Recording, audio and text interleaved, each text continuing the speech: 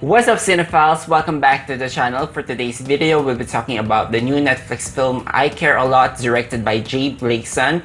The movie stars Rosamund Pike as Marla Grayson, a crooked legal guardian who drains the savings and properties of the elders under her care, and her latest target is a woman named Jennifer Peterson, played by Dianne Wiest. And she later learns that this woman comes with a lot of strings attached, that she might finally meet her match. Okay, before we continue with this review, why don't you guys please show your support to the channel by hitting that like button and subscribing to us for weekly reviews of movies and TV shows. Joining me in this review is once again my cinephile friend Carlos Laron. Hello! Hi everyone, hi Kevin, how are you? Hi!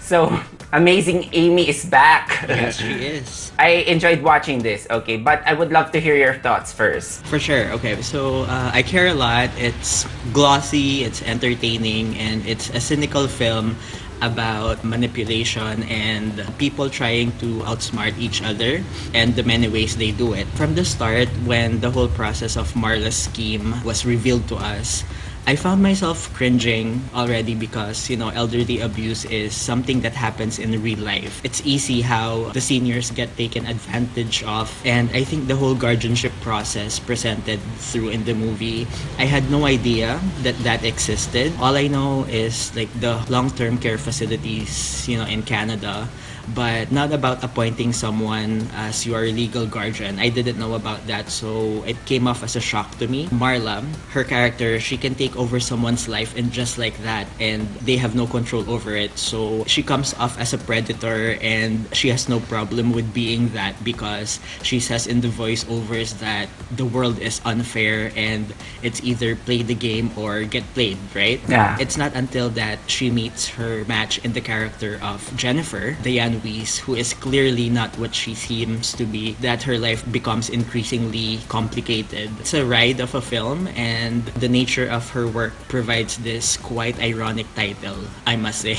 Yeah. Speaking of, we have so many reprehensible characters here because the movie just paints this morally complex story. But just to piggyback on what you said, I was also shocked. In particular, there's one provision of law here that was mentioned twice. Like, I cannot believe that this law actually exists over there, and I'm not sure if they played it too easy, but the way that they have created this network of professionals all seeming to be benefiting from the schemes conducted by Marla here, that is really disturbing and infuriating, honestly. But this is a movie that is mostly played on the comical aspect, and it reminded me of Bad Education, if you've seen that. Another principal who siphons the funds of the school. Anyway, in here, I love that the movie really submerged that us in the first 30 minutes or so, and I was just expecting really for this to become a satirical comedy, maybe a dash of courtroom drama.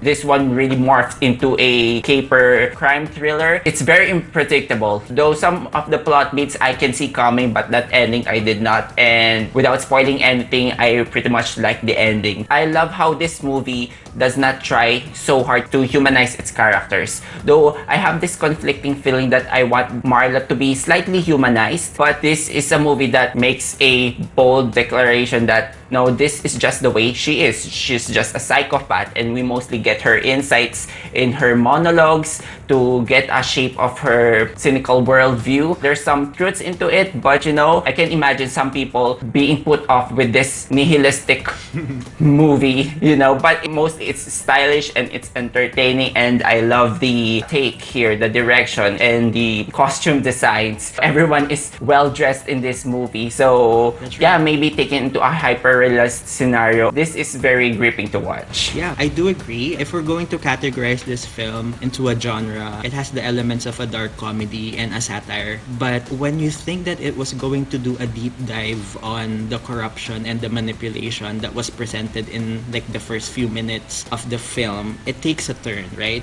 And like you said, it becomes another type of movie, crime thriller. The con artist crosses the mafia. Now they're out to get her and they're trying to kill her. I honestly wish that we got more comedy out of it. I think the film tries a little bit too hard on how they wanted to portray power and greed. We have this abusive woman who scams the elderly, and I think the method to her madness is, quite impressive. I found myself weighing if I like what she does or if I'm impressed or I'm actually just disgusted by her actions. So, like you said, there was a little bit of melodrama and they didn't try to humanize her, which is fine by me because some people are just really bad people.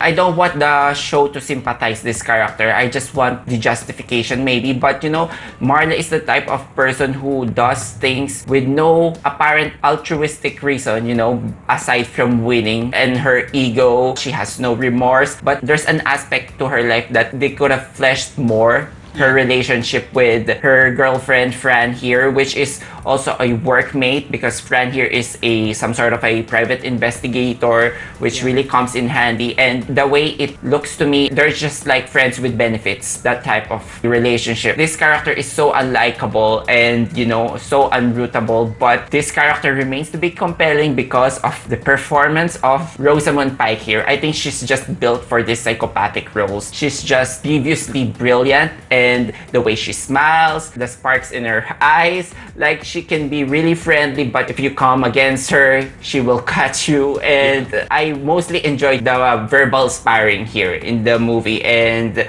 we got a lot of those, especially when we introduced the character of Peter Dinklage, who is a Russian boss mafia. That's all that I'm going to say about this character. And frankly, I would have wanted more scenes of Rosamund Pike with Dianne Wiest. Yeah. And also Dianne Wiest, because there's a twist to this character, and to see her emotions as everything gets taken away from her, you feel bad, and then as the story progresses, you start to build conflicting emotions for this character. I really liked how the script built all those characters, whether they are in it for the greed, for the power, or the authority, or money, and how their motives interlap. It's a tough job, and especially with all the possible tonal shifts that this movie might bring. Totally agree. Lots of tonal shifts there, and I'm still actually very conflicted whether I like this movie or not as we speak.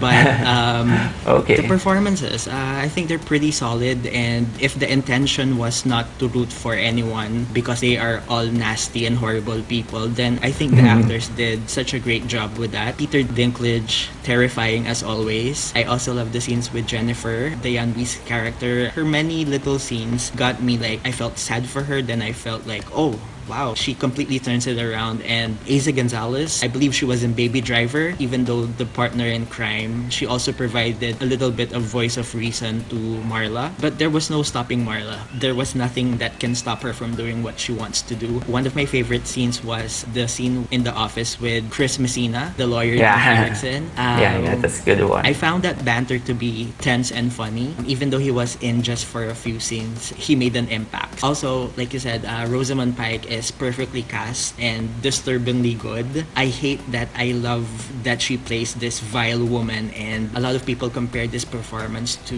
the Gone Girl movie that she did in 2014. I know that she did a lot of movies after that, but this one is quite notable because she plays another evil person, another sociopath. Now she's sporting the power suits and the sharp haircut. The way she delivers, I think that's one of the film's strengths. But as far as the character Marla, which is another aspect, I found it difficult to care for her because of her villainous streak. I thought that was just too much. I wanted a slight backstory to why she does this things, and what else is she motivated about besides money. Actually still conflicted.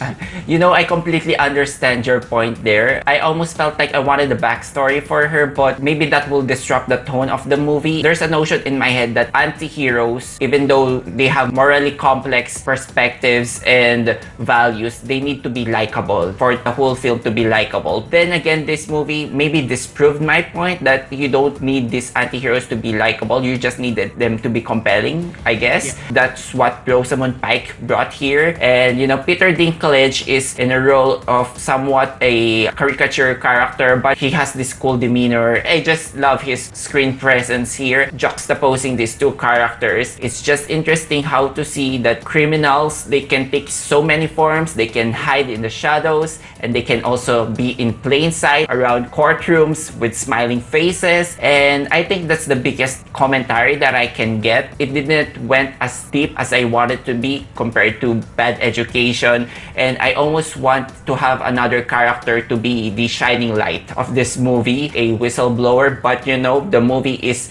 really adamant in painting this nihilistic, almost hyper-realist story that they have. Another takeaway that I can get, these stories, they can actually happen. They might be happening for all we know. It made me realize how these foster and medical care systems can be so much susceptible for exploitations like this. So it's really alarming, and you can also see this movie as some sort of a twisted female empowerment that's gone wrong, you know? When you say these things, I think that it paints a picture of the reality that the elderly are facing. We don't know that because we don't live there in the States, but I can compare it to how the elderly people live here in the Philippines. They are cared for. It's opposite to what we see in that movie. So to have that as a background and for it to turn to a criminal versus criminal type of movie, that was one of like my issues with it. But with other things, I also found it to be entertaining, and that's what a movie is for, to have that sort of escapism. The second half, I mostly enjoyed this just to see these sharks trying to eat each other, so that didn't really turn me off. You can enjoy this movie by looking as some sort of an entertainment, but you know, if you're looking for values here, clearly you will be disappointed. It's vicious, it's uncompromising. I'm going to give this movie a 4 out of 5. Yeah. Awesome. To sum it up, I have to say that I did like the setup, satirical take on like capitalism and the healthcare industry. Even though I did not want to like these characters in any form, I still appreciate them, the dialogue, what they say to each other, the actions that they did. I, for one, did not predict or even imagine that was gonna be the conclusion, but when I think about it, I'm still conflicted whether I found it to be a great ending or it left me wanting more, even though the movie is just felt a couple minutes short of 2 hours. It was quite long, right? With all things considered, I think that this is a 3 out of 5 for me. Okay, maybe you need to give it a Yes, rewatch. maybe. And that's it for our review of I Care a Lot. Do you care about this movie? Hit your thoughts in the comment sections down below. Also, if you enjoyed watching this video, give us a like and subscribe to us for weekly content. Carlo, thank you once again for joining Thank this. you so much. Thank you so much, guys, for watching. Until then, see you on the next one.